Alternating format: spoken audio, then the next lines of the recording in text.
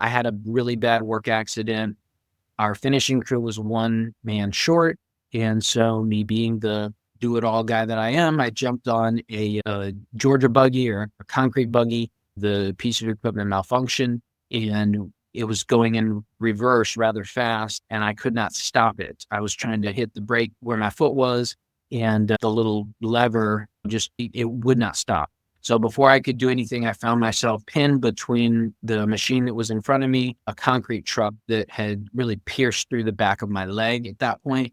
And so I was rushed to the hospital. A month after was the worst. October 4th, our second son was born.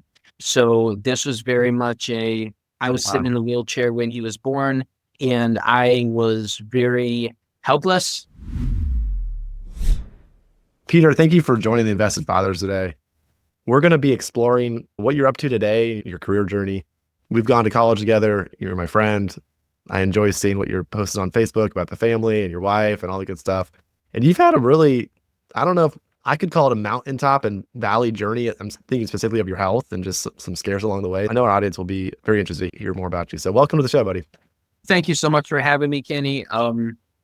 I'm honored. I'm humbled. I know this has been something that we have talked about. Hey, I want to have you on. I want to hear more about your story. And so it's cool that's finally taking place right here together. Yeah, man. All right, Peter, to go out of the gates here, you're wearing the Liberty Containers shirt right now. I remember when I was in Somerville, 3 years ago, I think, maybe a little bit longer. Yeah, I think you were just starting. This was something that I think you had just a few containers. And I know that's not all you do. So give our audience a little bit about your business and what you're doing today. Absolutely. We did have the opportunity to go to college together in Greenville at Bob Jones University. And so I do remember those days. That was quite a long time ago. Got done there in May of 2010. And shortly after that, went into the banking realm. And I had a journey in banking that was probably unconventional. But if you remember in 2010, there was a lot of the tail end of the subprime stuff going out.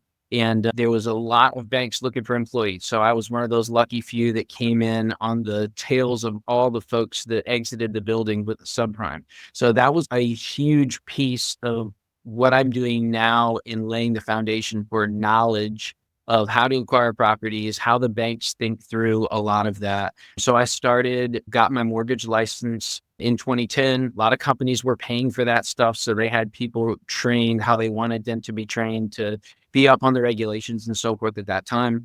I remember that summer, I was going to be getting married the following January in 2011 to my high school sweetheart that we met each other at church in high school and went to all 4 years there at Bob Jones together as well. So we got married as soon as she graduated in December. And I was working that 6 months or so, bought our first house. And I remember waking up the next morning after buying that first house and being like, wow, this is mine. This is a house. This is so cool. I always had wanted to own a house. And I'll never forget that almost just fresh feeling of home ownership. And I assume that most folks, as they own homes, feel that. And so I respect that, whether it's something I'm renting or whether it's something that someone's buying, that they're going to wake up with that same sort of feeling that goes on. Banking career started fresh, newly married in 2011. And I was working retail in the subprime, originating 13 to 18% home mortgages at that time to folks with distressed credit, but also that just couldn't get approved otherwise. Learned a ton there. At that point where I'm like, I don't really know what I want to do long term, if I want to go back to school. So I did go back to school. I attended the professional MBA program at the Darla Moore School of Business at the University of South Carolina. That was a 2-year program, and I was working 40 to 60 hours while I was doing that. And that I learned a lot. It was more about connections than learning necessarily, but more than that, even it was mostly simulating this crazy lifestyle that I live now and just being into how do you juggle priorities? How do you keep the balls in the air? How do you prioritize what's actually important and what's not? And so I'm grateful for that time. In early 2015, my wife and I had lived in our first house for approaching 5 years. We purchased our home that we live in now. It was a short sale. And so I leveraged a lot of the knowledge that I had in the realm of finance and so forth to be able to negotiate that deal. We got the house. It was in pretty rough shape, had fun doing the renovation on that. And we converted that house that we had first bought to our first rental property. And then later that year had an opportunity because it was a townhome, so a bunch of rows of houses. The other end of the building had a townhome unit that went for sale, and we ended up buying it for similar to the price that I had bought the house 5 years before for. So it was a no-brainer, and was able to get that as our second rental property. So we renovated that house, we moved into it, the house we live in now.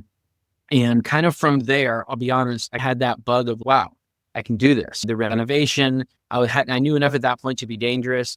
And I was managing a couple different tenants at that point while just finished up school there the year before. And I was like, man, this is cool. This kind of doing things outside of what I viewed my corporate journey, so to speak, to look like.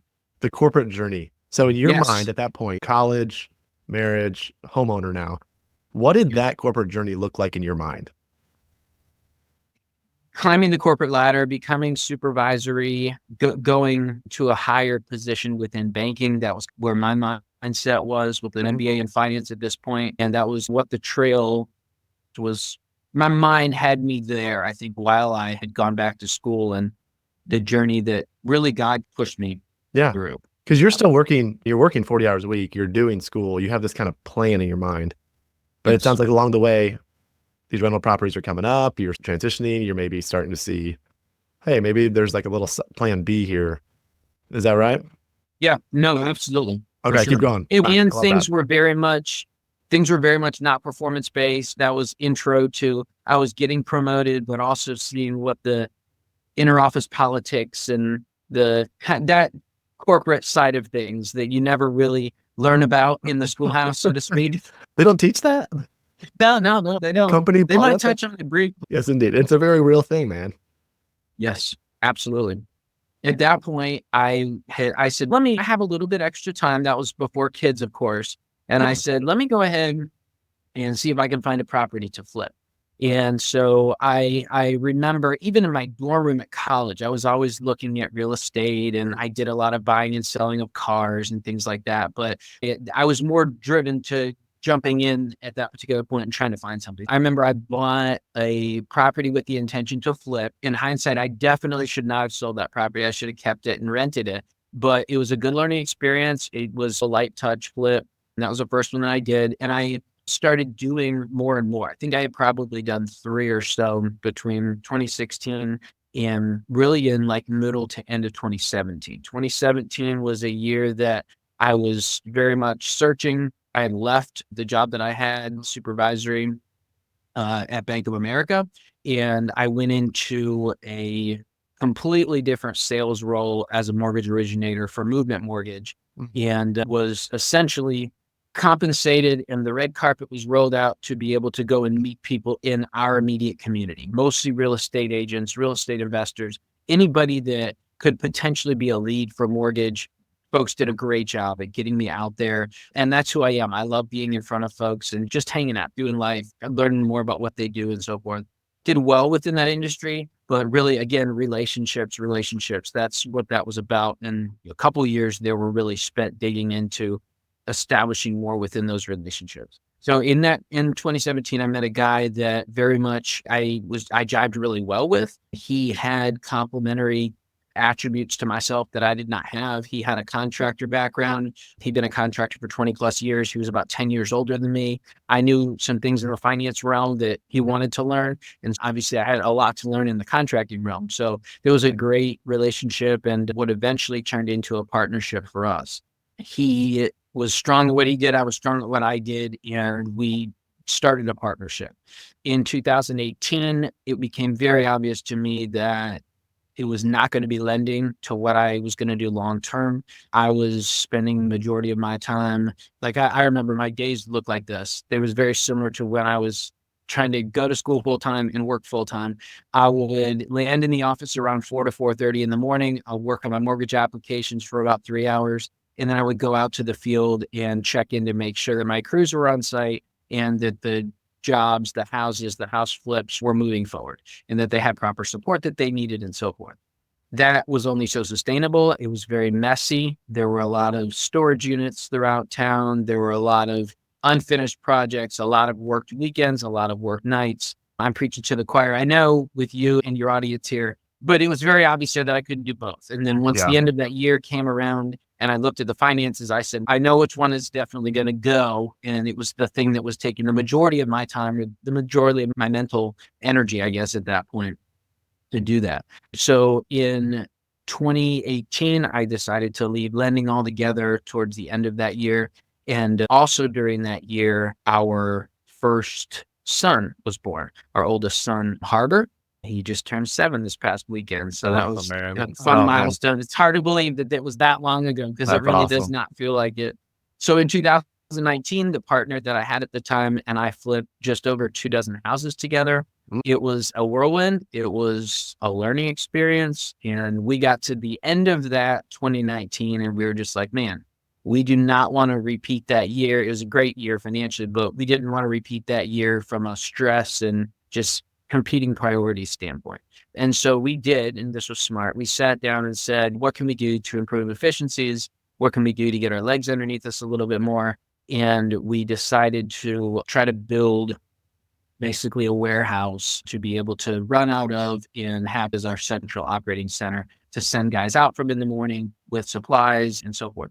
And so we started to blaze that trail as 2020 hit. February of 2020, actually, we packed up our families. We went to Orlando and we attended the largest equipment auction of the year that's put on by Ritchie Brothers. And so while we were at the auctions, it was a lot of fun. We sent our families to Disney, did all the things down there.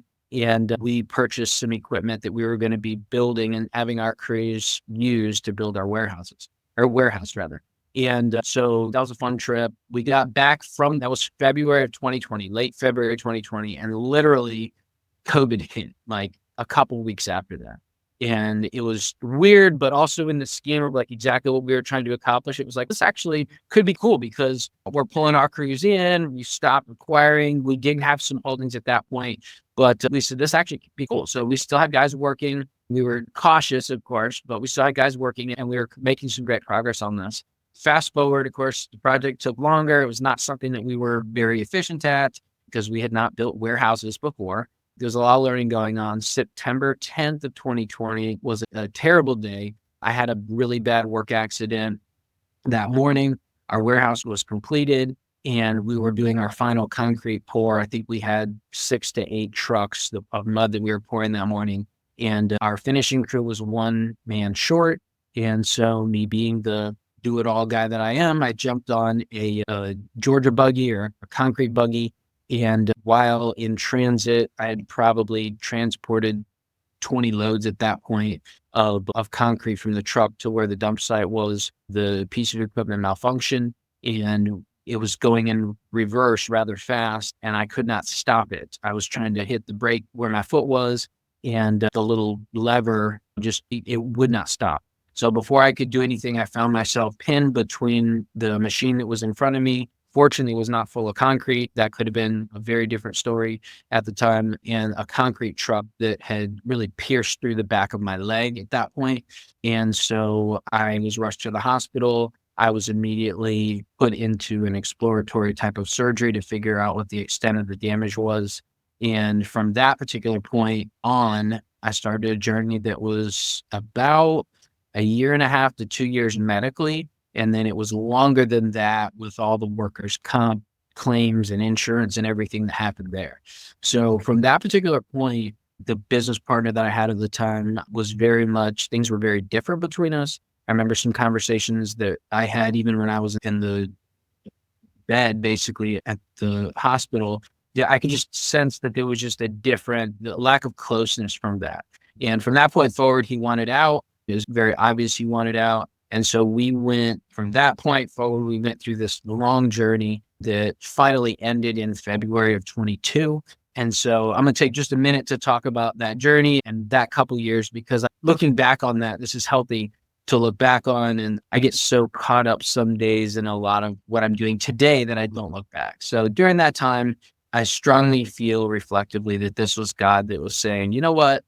You do need to lay out. I'm not going to give you the ability to be able to go like you have been doing. And there needs to be more of a trust put on me and our relationship. And I want you to sit and examine things on what the next chapter is going to look like. And so during that time, I can tell you, I had never had anything like this happen. I remember my father a month after, within that month was the worst because I was very limited on mobility. I had a son at the house. So I'll mention this because this was critical. In September 10th was my accident. October 4th, our second son was born.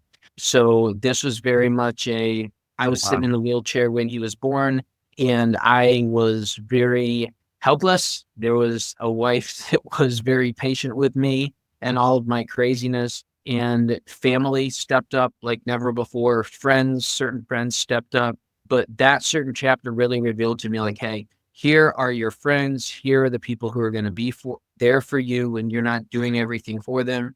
And it was really, I didn't have a choice, but just to sit back and be like, wow, thank you. I don't deserve any of this. I'm not sure why this happened, but that it was what it was.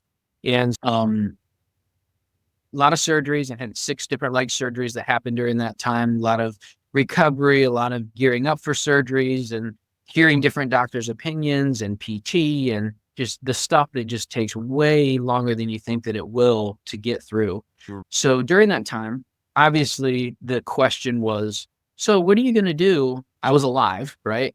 I wasn't sure what the state of my mobility would be long term, although the doctor said that it was something that I would be able to get through. And once it became obvious that I was going to be able to walk and be normal again, so to speak, then I started thinking like, hey, do I want to get back in this crazy real estate construction type of game? And what was forefront, top of mind was, when you get back into this, be more efficient at what you're doing. Try to create an ecosystem where more of the process is owned, managed under what I'm able to control, and also have the ability to offer something to the folks that I really love being around and fostering relationships with when I was in the mortgage lending world. And so what that was and what it turned out to be was a buddy of mine that I had known for a few years. He was a firefighter, and part-time. Most firefighters have part-time jobs, and part-time he had a very successful fencing and decking business. They mostly did fencing. And he was the guy with me the days that I would start my mortgage day at 4:00 in the morning. I would try to get over to Lowe's by 6:30, some days if I would need to. He was the guy opening Lowe's with me at that time. We were just the contractor type guys talking out front. And he was in my ear and he said, man, have you ever thought about doing anything with dumpsters? And I said, oh my goodness, no. But I had remembered that dumpsters were always a pain point in my process when I was flipping a house. A couple examples. Driveways were cracked, and it was more capital that I had. It was more fight that I had to go, and can you pay for this, and insurance claims if we had to go that route. And then I just remember the lack of customer service. It was always an 800 number. It was always oh no, check our website here. And then the drivers would show up and have no clue what was going on.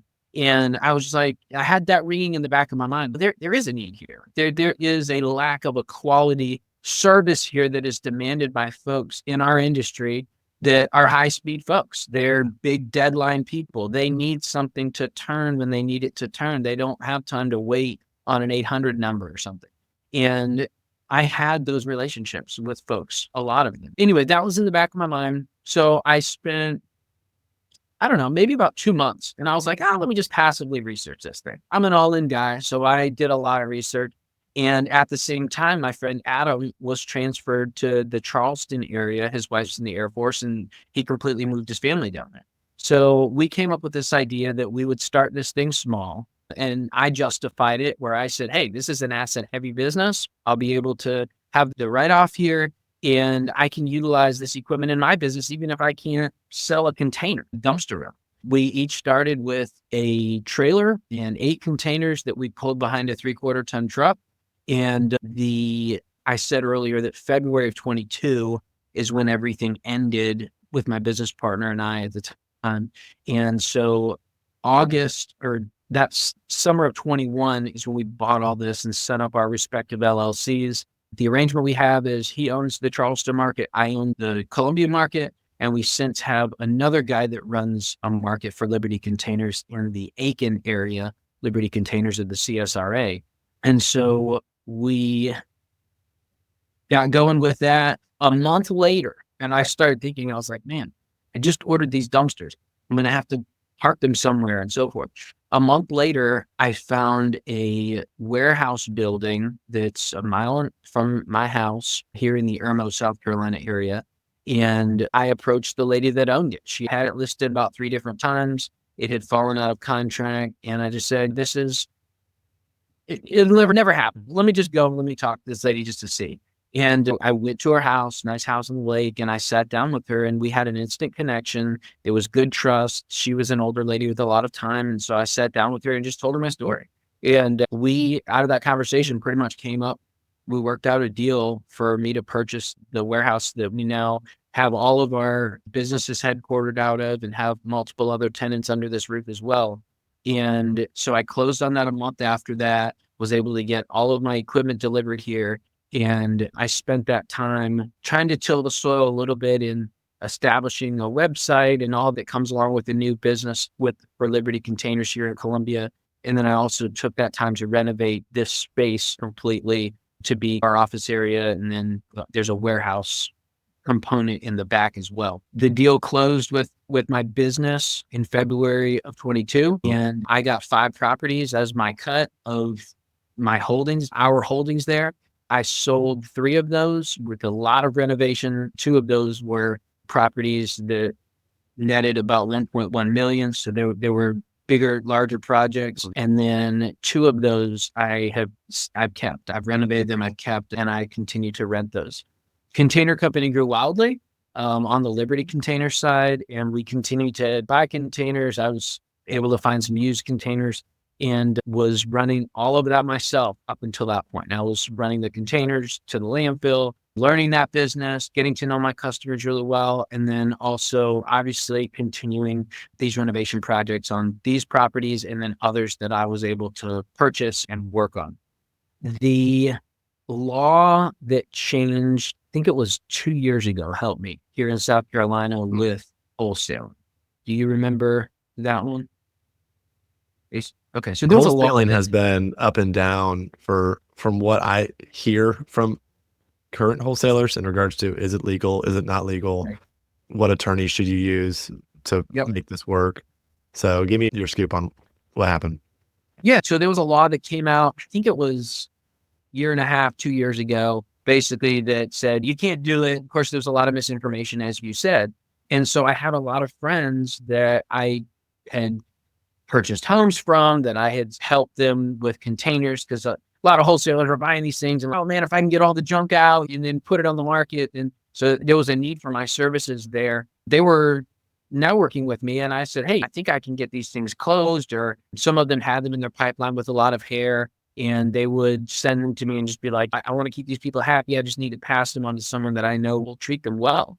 So I actually got a lot of leads during that particular time that I was able to close in one fashion or another. So that was cool. And a lot of those were smaller properties. They were smaller deals, but they were pretty much right there in this area where I'm at that I've turned into rentals. So that was definitely part of my story, where growing and saying, no, I want to hold some more real estate as long as it's on a smaller side. So we've been very successful with that. I had a friend that approached me early part of last year, and he said, hey, I bought this franchise, Junk King. Junk King is a full service junk removal franchise. They also do dumpster rentals. And he said, it just isn't a good fit for what I'm doing. He's a very high speed real estate guy here in our market. I respect him like crazy. And he just came to that point, as sometimes we do as business owners, and we just say, hey, this doesn't integrate well. I just need it to, I don't want to manage it anymore. We kind of went back and forth for about 3-4 months. And the thing that I understood was, I know dumpsters, I can sell dumpsters, but I don't have the bandwidth to take on any more. So that was like that. I knew that there was something there, but I knew that I could not take on the full service junk removal and manage in that aspect. A friend of mine who owns a parking lot business here in town was a good fit for that. He already manages a lot of crews, and there was a great cross referral, cross lead opportunity to be able to acquire the Junk King franchise here in Columbia. We closed on that September of last year. And we've been going on there for, I guess, 5, 6 months now.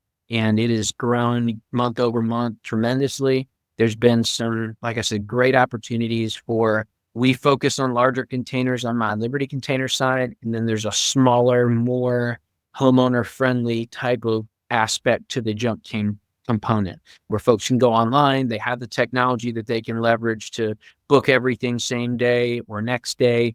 And so instead of referring a lot of that business out, which I was getting investors saying, I need containers. And then it was like, and I also need someone to fill those containers too. So we're able to do the full service junk removal quoting. And then we also have dumpster solutions for those folks that do have crews and have things built out at that particular point. Okay, So that's what I love to do. Yeah, that's awesome, man.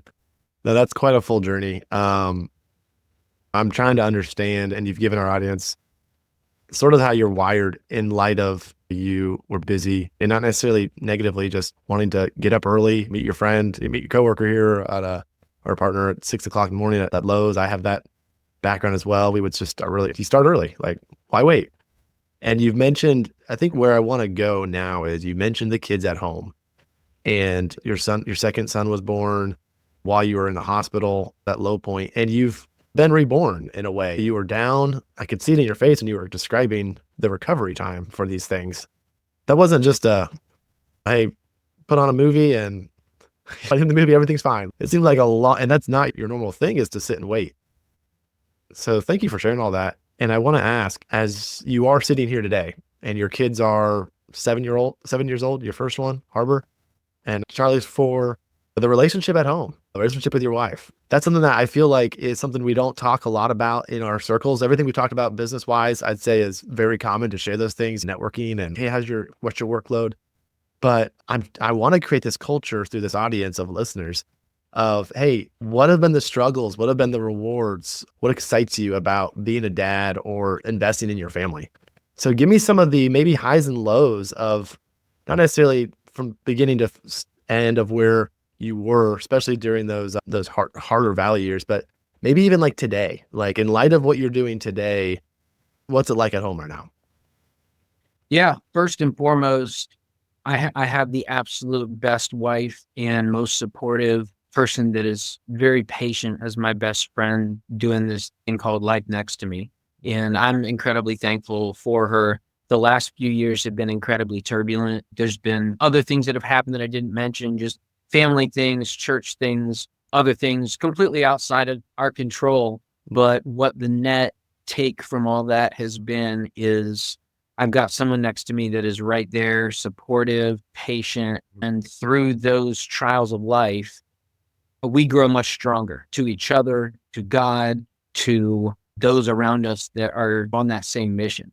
And so that first and foremost is everything. I think I heard Dave Ramsey the other day say, you protect your marriage, your relationship with kids, work is third, and above all of that is God. And so that resonates with me right there, where in the house, I'm the type of guy that I do like to keep folks happy. I got a lot of folks. I've got 2 personal assistants, 15 employees, 4 businesses, a couple dozen tenants.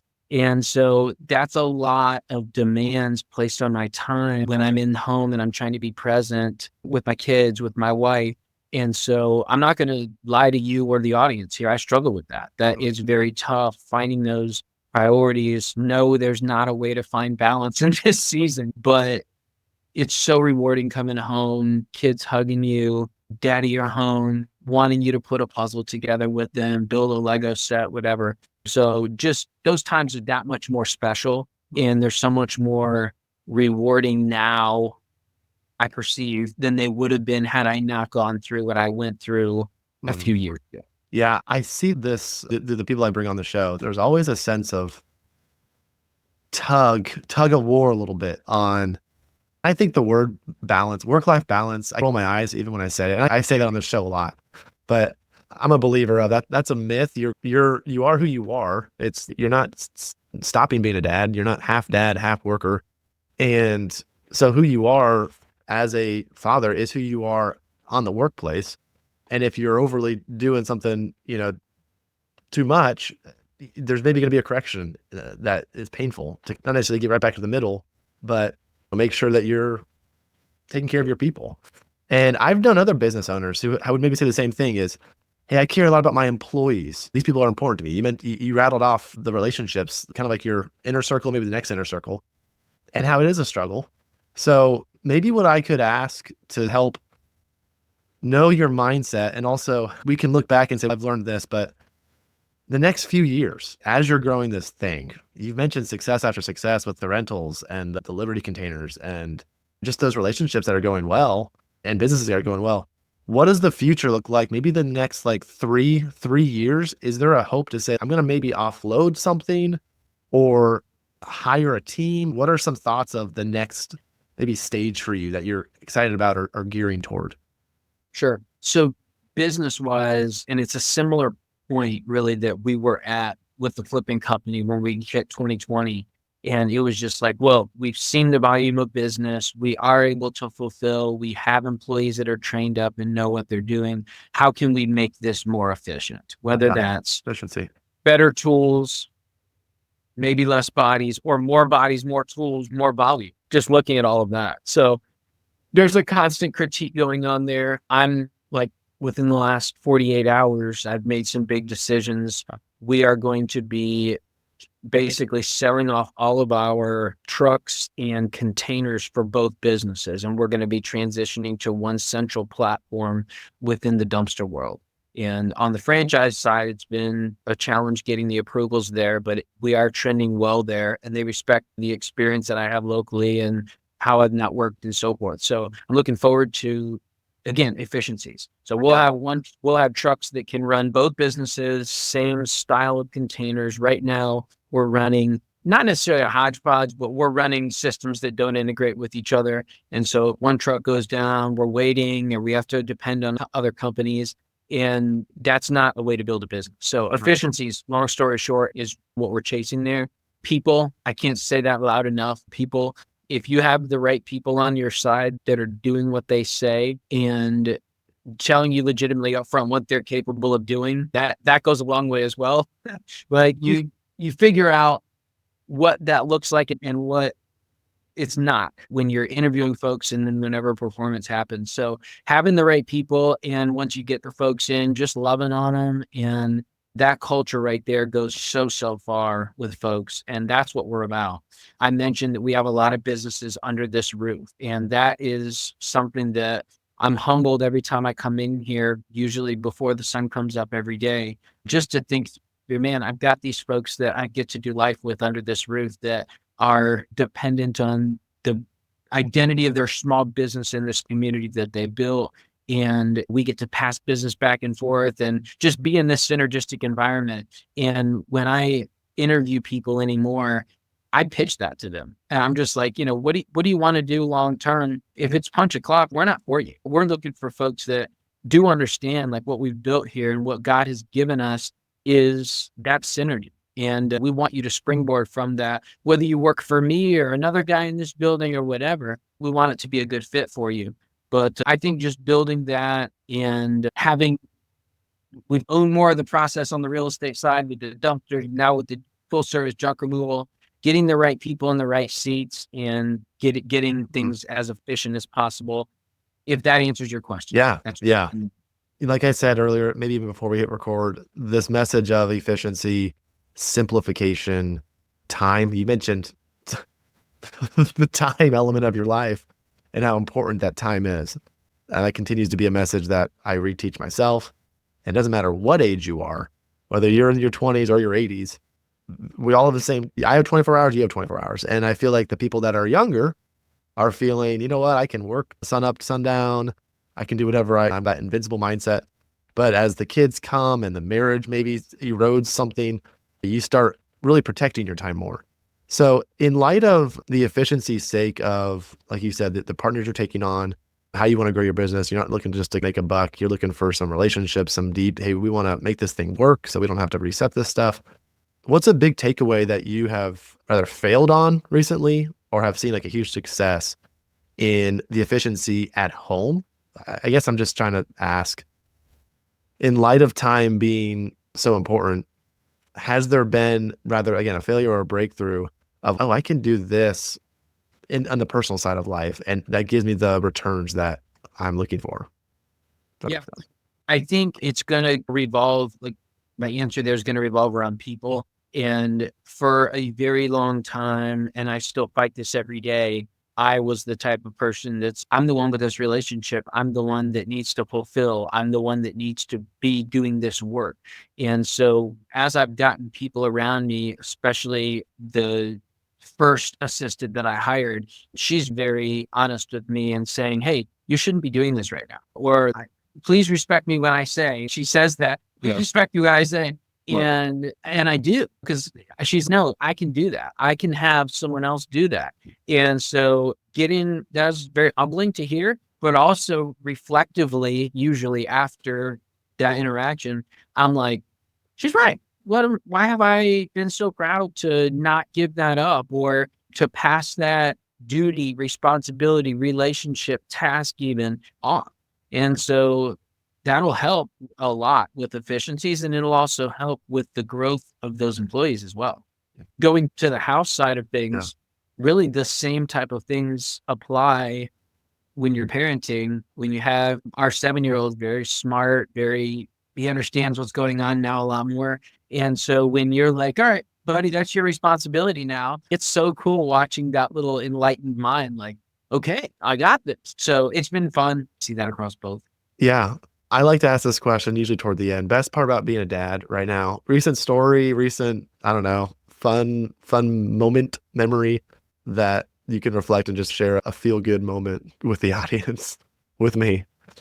Yeah, it's going to have to be the times we get to make memories. There's a lot of times, just being honest, that I'm there, but I'm not. Just mentally, I've got a lot kind of decompressing coming off of a busy day. And the times that it even happened to me last night where I got home and my youngest is incredibly tired and he just came over and just gave me a hug and wouldn't let me go. And I just looked over at my wife and I was just like, wow, this is happening. This doesn't happen very often, but this is great. I'm going to soak it in. Oh. And then just the times that we get to go off and with the birthday party we had for my son this past weekend and just short little trips. We can't go for long anymore just because of the ages of the kids and also all the responsibilities, but just spending that time and the closeness there, watching them face little fears and overcoming those fears is fun.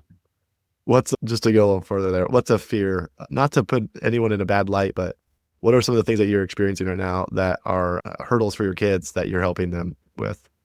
So we took our oldest middle of the week last week up to Great Wolf Lodge, and he has a big thing about fears, about heights, fears with heights. Yes. And so climbing stairs on up to a slide and doing things like, once you get there, oh man, it's the best thing ever. But while you're sitting there with that tense build up type feeling, oh, I'm not going to do this. I'm ready to go back down, and just talking through, hey, I understand you're scared and that kind of thing. So those are more of the fears that go on there. Even in the early ages that they're in, seeing the fears of peer pressure to a very small degree. I don't want to see this person. So just talking through gives a great discipling opportunity, parenting opportunity to talk through relationships at a higher level, and, how everybody has little fears like that. It's not just you, and how God gives us the strength to overcome those things and all that.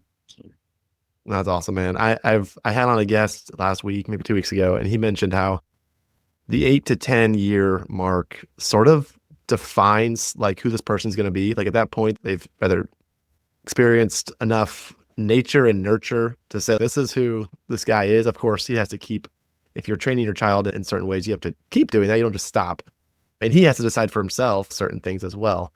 But just that importance of those formative years. And I love the stories that you shared in that way of them seeing you. And another huge lesson that I continue to, again, teach myself is these kids, the lessons are caught, they are not taught. So what they see is more important than what you say. And I love that story of your younger son, just hugging you somewhat randomly, and that affinity there. Peter, thanks for your time today, man. Just wrapping up, I want to give you the opportunity to, if any of our listeners are in Irmo, or it seems like you're very well networked in the area, give us how our listeners can keep up with you or follow you. If there's things that you're putting out, what is the best way to keep track of what Peter Schwetz is up to? Sure. I My wife does a lot of marketing and social media type stuff professionally with her family restaurant here in Columbia called Maurice's Piggy Park. So if you're coming through Columbia, support the family restaurant. But that being said, she's much more up to tune than I am on the socials. So Facebook is really the best way to get me. On that Facebook page, she has created a link tree for me where you can connect with any of my business handles or links, websites, etc. So that would be a great way to connect with me. I do post a lot on there, as you mentioned earlier. I would say if anybody is just wanting to brainstorm, reach out, introduce themselves, I would love to have a conversation. I'm a very approachable guy. What I've learned is any time spent brainstorming with someone over their business or just talking through where I bump my head at, I usually walk away learning something. So it's never a waste of time. I would love to start a conversation. And of course, if you're doing any business around the South Carolina area specifically, look up our container company, Liberty Containers. We have an operator in Aiken, obviously Low Country, Charleston area, like we talked about. I'm in Columbia and my team here. And then we are interviewing one candidate for the upstate area for Greenville right now. So we're excited about that potential expansion for the business there. Junk King is a franchise, but we are all local owners to our own markets. So we can help you out with any sort of junk removal type stuff. Or if you have any deals that you come across from a good rental property or good wholesale, whatever the new term for wholesale is now, let me know. And I have a lot of deals that come across my desk. I'll be honest with you, I've not purchased a lot of those deals, but I have pushed them along to folks that I know are looking in specific pockets of our markets. And so that could be beneficial for all involved. And that's what I'm about for sure. One more question. I usually ask, and it depends on the walk of life, but passive investing. So one of my goals as a capital raiser is I want to attract people who are too busy and are looking to, and they have maybe too much money, or they're not necessarily too much in my opinion, but just they're investing in something already, but they're looking for better returns and they don't want to add another job. So it sounds like a lot of what you've done financially has actively invested in all these businesses. And why not? Because you're young and vibrant and have a lot of things that you want to reverse the curse and just build. Are you doing a lot of it passive investing right now? Or is it mainly like in when you think like building wealth or building retirement, or maybe even cash flow, is it like buy another rental, put more money into the Liberty, or are you doing some other things outside? I like other audience members to know, what are these dads that I'm bringing on? Like, how are they investing passively, more or less? Are you doing that? Yeah, just to be honest with you, a lot of my personal worth in investing money is wrapped up in my real estate. As I got into this container world, especially being a brand new business, brand new guy with just an idea of something to do, nobody would finance anything like that. So I had to put a lot of cash into buying this equipment. Yeah. That's changed now, which is fortunate. And so I'm able to more focus on that. But to answer your question, I would say a lot of the relationships that have been a huge eye opener for me over the last 4 years have been with other private money lenders and folks that fit the bill to exactly what you just said. And those are folks that are at a point in life. A lot of them really know and understand real estate. Some of them have been professionals in real estate for decades, and they just don't want to be in the rat race. They just want to sit back. They know that this is somebody capable that is going to pay them, they know what they're doing. They're tried and true. They're networked well. They run into issues. They're going to pick up the phone and call them. And so building that trust with people that are in those shoes, and I can have reflective phone calls once a year with them, 20 times a year with them, as much or as little as they want to be involved. And they know I'm giving them a great return on what their investment is. Yeah. So you use your own money, started out. You're still using private money lenders for your rentals, but maybe even also some business stuff as well, because it's almost like a transaction. Hey, give you this much, you give me this much. I'm happy. Don't need to know. I don't need to be in the weeds of this stuff, looking for a paycheck or looking for a mailbox money. Sure. Yeah. Absolutely. And me specifically, I own all of my equipment outright, no liens for Liberty except for one truckload.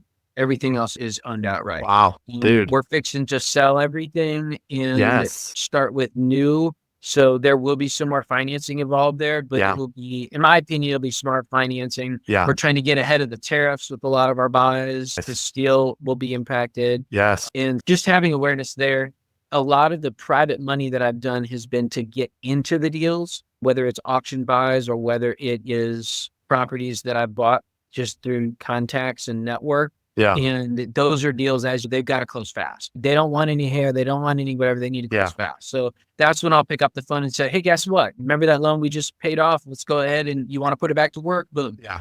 But what my long game with the rentals is I am packaging up 5, 6, 8 rentals at a time. And I'm getting those in commercial loans. And then I'm paying off my private money. And then I'm putting the private money back to work for flip projects and for other buys like I just described. Yeah, man.